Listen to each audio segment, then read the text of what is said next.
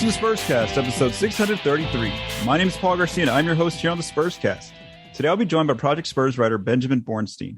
In this episode, Ben and I will discuss the Spurs waiving Luka Samanic, more preseason observations, and the state of the team roster. Let's go ahead and jump right into this episode. Ben, how are you doing? I'm fantastic, sir. How are you? I'm doing very well myself. You know, this is not really some surprising news, but you know, it was a little bit unique that this news that Luka Samanic was waived by the team on a Monday. So let's go ahead and jump right into that topic, Ben. So as we just mentioned, you know, the Spurs did waive Samanic on Monday. You know, on paper, this kind of did it looked like a surprising move. Reason why I say that is because, like, when you look just like at Samanic on the roster, he's just 21 years old. The Spurs could have, you know, exercised the team option to keep him on the roster for next season. And then in 23-24, they could have actually made him a restricted free agent. So in terms of the long-term outlook, it looked like, you know, why would they make this decision? When you look at the eye test, though, and what Coach Pop's rotations have been, it just wasn't working out for Luka. You know, Doug McDermott is the starter right now at the 4. Then sometimes Pop plays small, so he brings Devin Vassell in as the backup 4. If he wants to play more traditional, then he's bringing in Thaddeus Young as that secondary 4. And then lastly, we've even been seeing Keita Bates-Diop getting minutes ahead of Luka Samanic here in the rotation throughout most of these preseason games. The only time where Luka played a lot of minutes was in that starting game where he started against the Miami Heat. We also know that the Spurs need to make some roster cuts here. They need to either waive or trade, you know, one more player now. It was 2 players now that Luka's off the team, and they actually have 6 days to make that decision. Ben and I will get into that in a little bit here. Luka still gets his $2.9 million guaranteed salary. If another team claims him off the waiver list by Wednesday, then his salary of $2.9 million will no longer be on the Spurs' books. He'll be a fully guaranteed player to that other team if they were to again pick him up off the waiver list. So Ben, here's my first question to you: were you surprised, or did you expect this? I was a little surprised. I thought they were going to give him another year, but I don't know, the way their offseason signings went, this was kind of being foreshadowed. I mean, they went out and they knew that they were going to have issues at the 4 and 5, and they went out and tried to shore that up. They got Thad Young. They got Zach Collins, who won't be available immediately, but will be available down the road, probably around Christmas time. They got Doug McDermott, Dougie McBuckets, my guy. And they got for Al-Farouq Aminu, who we're going to talk about this later, but he has potential to get waived as well. So, and then you have Keita Bates-Diop kind of playing 4 sometimes, and Devin Vassell is able to kind of play a little bit of everything. So he may take some minutes there as well, but Samanic he has some of the tools you want to see, but with him, it's between the ears, man. He's not all there mentally. He doesn't always give great effort. And frankly, that's why Keldon Johnson he has forced the coaches to put him in the lineup. He does all of the little dirty work things that other guys don't want to do. He basically refuses to not get a board that's in his area. He refuses to be denied at the rim. It's just, you know, Samanic has the height, the tools, the athleticism. He has all these things that Keldon Johnson doesn't. And remember, they were picked in the same draft. Yep, and Luka was ahead of him, 19th. Luka was 10 picks ahead of him. And it was funny because I thought it was going to be reversed. I thought Keldon was going to be the 19th pick, and Samanic was going to be the 29th pick. Granted, they still got both those guys anyway, but Keldon Johnson has just made the most of the time he's been given, and he has forced the coach's hands, which is great. Luka Samanic never really did that. And, you know, a lot of people are going to point to that play against the Magic where he didn't get back on defense, and it was, he's being lazy. It's like, first of all, it's a preseason game. Yeah. Second of all, what is he going to do? He's going to go run back and he's going to foul the living bejesus out of a guy and potentially get a flagrant. Don't be dumb. Yeah. Okay. Yeah, that wasn't a good look by any means. Sure. There's no doubt about that. But also in a preseason game, that's not the stuff you really need to be getting after. So I don't know. It was kind of a weird moment for sure, but and a lot of people are saying that's the straw that broke the camel's back, and maybe it was, but there were other times throughout the preseason and throughout previous opportunities where Samanic just didn't give enough effort. And that's not going to be acceptable on a team that's coached by Greg Popovich. Yeah, no, you made a bunch of great points there, and I think you kind of just, you pretty much wrapped everything up right there. That was perfectly said there. And just, for me, what I was a little bit surprised was, I think what you mentioned in the moves they made this offseason kind of showed that why maybe it wasn't as surprising. So the reason why I say that is because, Rudy Gay has kind of been that backup for the team these last few years, and now that he was off the team, I felt like, okay, this is the year that Samanic will get his chance. That Rudy's gone from the team, he can now be that backup for or maybe even start. And then when you see that they did sign Doug McDermott in the offseason, like you mentioned earlier, they got some other players there. And then just the rotations Pop initially started off with in preseason, it's like, oh, wow, the writing's kind of on the wall here. And we kind of discussed this last week on the Spurscast, Stephen Michael and I, and we kind of talked about how this could end up being a Livio Jean Charles situation where the Spurs took a player in the first round. He had a guaranteed contract just like Luka, and they had to make a roster cut to get the roster down to a certain number, and they ended up waiving him even though he had guaranteed money on his books. And so again, we'll kind of see if maybe another team picks him up on his deal, and that way they have a chance at him, keeping him for this season, maybe giving him more opportunity. But again, I just feel like what Ben said there, the eye test just didn't show it for him where yes, he has all that potential. He has, a different arsenal of moves in his offensive repertoire. The fact is though, you got to show that energy, that hustle, and bring it on the defensive end to play for Coach Pop. And that was something like Ben said, Keldon did it a very early part of his career, whereas Luka hasn't done that. And like I mentioned as well, there's been some other players in front of him too. And so this kind of just, worked out this way. And Luka is now, right now he's an unrestricted free agent. But again, we'll see if somebody picks him up before Wednesday. And Ben and I are recording this on a Tuesday. Let's go to our second topic here. And these are just some more observations on the team. I know that Stephen Michael and I did a deep dive on this last week with just 2 preseason games, but now we actually have 4 preseason games in the books. So let's first revisit the last 2 games that the Spurs played in. On Friday, they played Miami at home in San Antonio. They lost 109-105. There was no Jakob Poeltl in this game. The Heat only had 8 players, and they were on the second night of a back-to-back. The Spurs fell behind early by 19 points, but they did make it a close game, but Miami ended up closing that game out. Then on Sunday, the Spurs traveled to Orlando and beat the Magic 101-100. The rotation players did a good job in this one. For the first 3 quarters, they built a very comfortable lead. They actually built the lead up to 18 points in Orlando. Then in the fourth quarter, the Spurs sat down all their starters and rotation players, and they pretty much put their third string players out there, while the Magic actually played a lot of their starters. So the Magic almost made a comeback, but again, we have to look at the 2 lineups that were there and just keep in mind that it is preseason.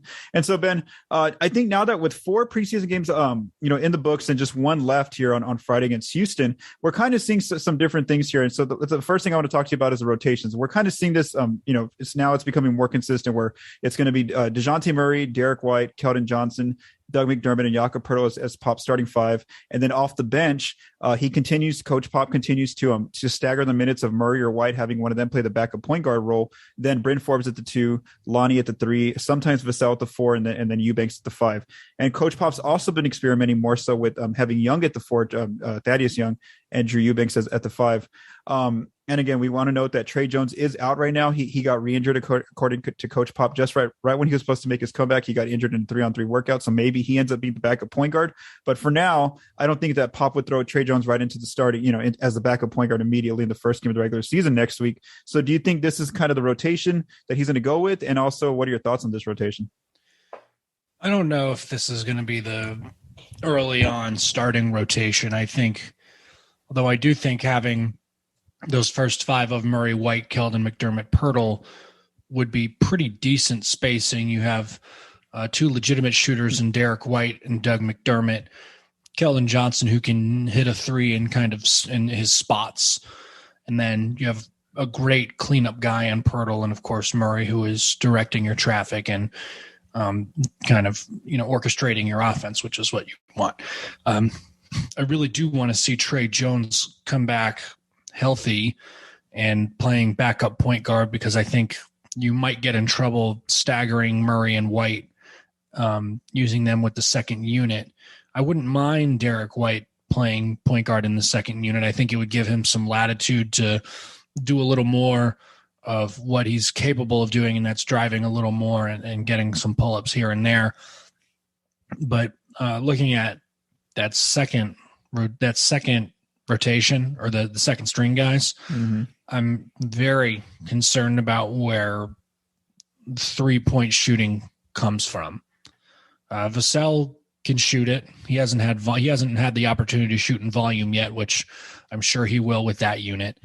Lonnie Walker, as we know, and as has been discussed on this podcast and the Two Shots podcast, is that he can absolutely go ballistic scoring wise, or he can blow up your offense with terrible decision making. So I'm kind of terrified to see what Lonnie does this year.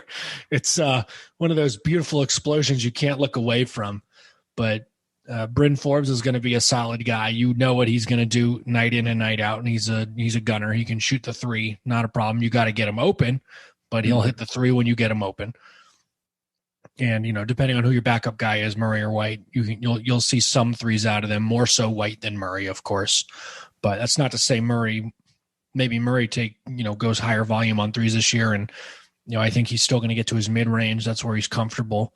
Mm-hmm. But I do think something that Spurs fans need to be on the lookout for is a lower percentage of shots coming from the mid range. And I know you were keeping track of this for each of the preseason games, and I did notice that those numbers were kind of consistently below 20, 25%. Is that right? As far as amount of shots taken from the mid-range. Another week of the NFL season means another shot to win big at DraftKings Sportsbook, an official sports betting partner of the NFL. New customers can bet just $1 on any NFL game and win $100 in free bets if either team scores a point. The last 0-0 tie in the NFL was in 1943, so I'd say this is a no-brainer.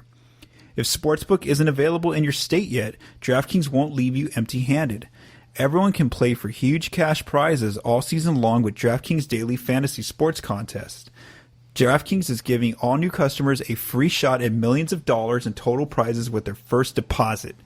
Download the DraftKings Sportsbook app now, use promo code TBPN, throw down $1 on any NFL game, and win $100 in free bets if either team scores a point. That's promo code TBPN this week at DraftKings Sportsbook, an official sports betting partner of the NFL. Must be 21 or older, New Jersey, Indiana, or Pennsylvania only. New customers only. Minimum $5 deposit and $1 wager required. One per customer. Restrictions apply. See DraftKings.com/sportsbook for details. Gambling problem? Call 1-800-GAMBLER. Yep, until they ran into Orlando. And so let's get into that. So just looking at the offense now, they're kind of what we actually, for just in my opinion, just, again, it's preseason data, so we don't want to put too much emphasis on it. But again, it's the only data that we do have at this moment. It kind of surprised me that amongst all preseason teams, they're actually 14th on offense, 104.5 points per 100 is what they're putting up. The pace is kind of, Steven and I discussed this last week. It was a little concerning last week that the Spurs were already showing some signs of not being as fast as they said they were going to play. And actually it's gotten worse here in the last, as the week has gone on. They're now 27th amongst all preseason teams, and their pace is at 101.13 possessions per 48 minutes. So again, they talked about playing faster, but when you actually watch the game on the court, they're not playing as fast. They're going more so to that half court offense type of sets, and that's not good for this team, which is going to have trouble getting baskets. So I'll go into that into detail. And kind of what you just mentioned there, Ben. In terms of their shot selection, they're doing a better job. They've kind of trimmed down on the paint attempts. Last year they were at 46. 49% they were getting to the rim. Now they're at 46%, so it's dropped off a little bit here. 30. They've increased their 3-point volume, like we just mentioned there, from 31% a year ago to now 38% right now in the preseason. And then, like you mentioned, Ben, the mid range has gone down from 20% last season to now 16%. Now, something concerning there was that Orlando played a more traditional lineup with what's his name, Wendell Carter Jr. and Mo Bamba at the 4 and 5. So when the Spurs played a big team like that used more traditional lineup, they actually couldn't get to the rim at all. So not as frequently. So they actually ended up taking, I think, 23% of their shots in that Orlando game were from the mid-range, when San Antonio had done a great job all preseason of staying away from that range. So again, that's something a little concerning to watch. And then something else I just noted, going out through the 4 preseason games, is that you really see DeMar DeRozan gone in the number of free throw attempts. This team just isn't getting as many free throw attempts anymore. We kind of expected that. They just don't have that player who's consistently getting fouled and just getting to the line, for this team to get them, some easy points. And something that Bruno Passos from Pounding the Rock, he and I went to the game the other night, the Spurs game. We were sitting, watching watching from the media area. And one thing he noticed was that, almost every single offensive possession for the Spurs in the half court, there's a dribble handoff. There's like 3 or 4 in a possession. And so like Bruno just basically asked like the simple question, where is this team going to get their easy points? Getting to the paint is now difficult for them. Getting to the free throw line is now difficult for them. And then if they're not playing quickly and running up and down the court, then if there's no transition buckets, well, then that gets difficult as well. So that's my question to you. What are you seeing on offense, especially, as the regular season does begin next week? So I think if they're going to continue to have a lot of DHO action, I think what they're hoping for is that they're doing it a lot up top, and you get, they're probably hoping that Pirtle or McDermott or whoever's setting the screen is setting a hard and good enough screen that the point guard is getting a switch. Mm-hmm. I think if they get that switch, they feel more comfortable driving, getting by that big man and getting to where they want to be. So I would imagine with all of that going on, with all the dribble handoffs, they're just trying to hunt for mismatches and get to their spots. And if you watch college ball,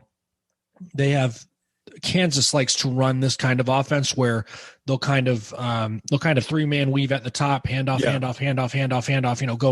go side to side until they feel that they have a mismatch they like, and then you go straight to a dribble handoff, or your big man comes up, gets the ball, gives you a dribble handoff, gives you the screen, and you go.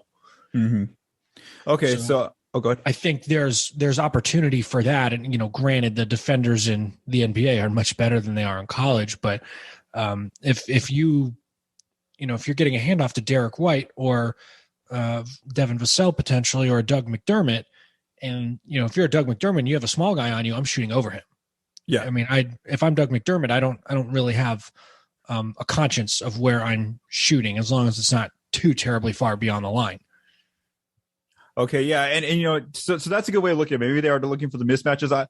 Bruno and I we were discussing this. We were just thinking like it's like their best way of trying to basically make the defense, open some gaps there so they can shoot down the middle and try to attack the defense. Because also they run the pick and roll, but that also has some difficulty because a lot of teams are just going under them until DeJounte, Derek White, Keldon, they become good pull up shooters. The defense are going to continue to go under them on those pick and rolls.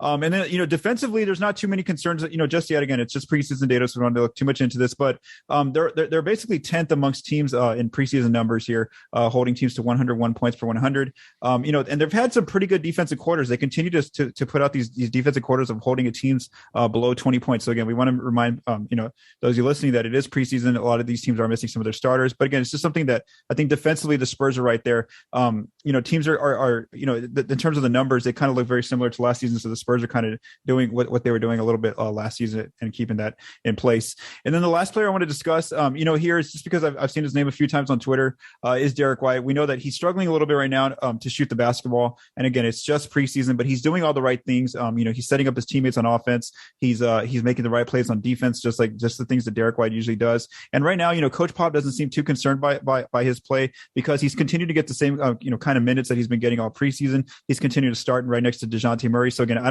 don't think that the shooting numbers in preseason are too concerning for the Spurs right now. What are your thoughts on Derek White's play? Yeah, this is a guy who's coming off injuries. Mm-hmm. He's got to get in his groove. Shooter's got to shoot, man. You can't be timid in this league. If you're having, a bad stretch, you have to shoot yourself out of it. That's the way these things work. So if you're Derek White, just keep shooting, man. If they're good shots, nobody's going to be mad at you. That's how it works. These coaches aren't going to get angry about missed good shots. If you're trying to pull up with a dude with his hand in your face, yeah, we're going to have problems. That's a terrible shot. But, you're getting clean looks off screens, or you're getting, clean looks off whatever action you're running, then they're just not falling. That's different. You can live with those. So, and again, it's preseason. It doesn't really matter in the scheme of things. If anything, this is great that he's missing so many shots. You get it out of the system, and you can say to yourself, all right, that was preseason. I'm done with that. Let's hit some shots. Yeah, I mean, I honestly can't even remember any years where like I've gone back and looked at individual player shooting numbers in preseason because all that data goes back to zero when the real season starts here. Exactly. Now, obviously, if it's 10 games into the regular season, 15 games, and Derek White's still struggling, well, then there's some concerns there. That's real data, and that's where you really have to start looking. And that's where you start to wonder: is there a lingering injury somewhere? Exactly. So yeah. So again, I know that Derek's had a rough preseason shooting the ball, but for now, I think that the Spurs will take him in as their starting one of their starting guards there in that starting rotation. All right. So our last topic here, Ben. Let's just look at some notes and roster updates. There's been a few Austin moves here for the team. They signed and waived Jalen Morris and Denzel Mahoney over the last few days. Again, just to get their G League rights, so they can add them to the Austin Spurs. They are also supposed to sign Jordan Burns next, and again, probably do the same thing where they waive him just to get his G League rights. The dates to watch, you and I are recording this on a Tuesday. So that means that, and this is October 12th. So that means that there are now 6 days left for the Spurs to either trade or waive one more player on the roster to get to the league minimum of 15 players on guaranteed deals by October 18th. And also there are 6 days left for the team to sign Lonnie Walker IV to an extension. So now let's just talk quickly about, who gets waived or traded, do we think, with these last 6 days coming down to the wire here. So let's first look at Al-Farouq Aminu, who you brought up earlier. He has $10.2 million guaranteed on his deal right now. And, if we look at Luka, how he really wasn't playing in the preseason, Amino's in an even worse position than that. He's only played Aminu in 1 preseason game so far out of 4. And so right now, you would think that he's the player that's going to be next to get waived. But again, he has a huge salary there, $10.2 million. That's a good salary to use in different kind of trades. Exactly. The other player who I look at is probably Keita Bates-Diop. He's getting minutes in these preseason games, but he's like the 3rd or 4th option there at the 4 off the bench. He's never going to be like, the first or secondary option. And him, if he got waived, just because he has a lower salary, $1.7 million guaranteed. So what are your thoughts on if either of these players get waived or traded? Yeah, I think ideally you probably want to waive KBD. You want to trade Aminu if you can. Mm-hmm. I think you can get, like you said, that he has a decent sized salary that can get matched somewhere else or by someone else, or a team sends you cash and a pick back or something.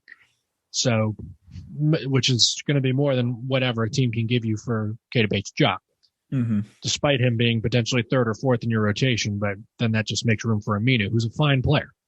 So it's not too much of an issue. I really want to see Aminu get traded, and this is something for much further down the line, but I want to see Thad Young get good minutes throughout the season, and then he becomes potential trade bait at the deadline when, the teams who realize they're contending think to themselves, okay, what can we do to put ourselves over the top?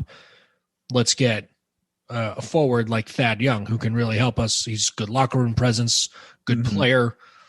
He's not going to give us any issues. And he's not expensive, but he has enough of a salary that we can trade him away and we'll get value somewhere.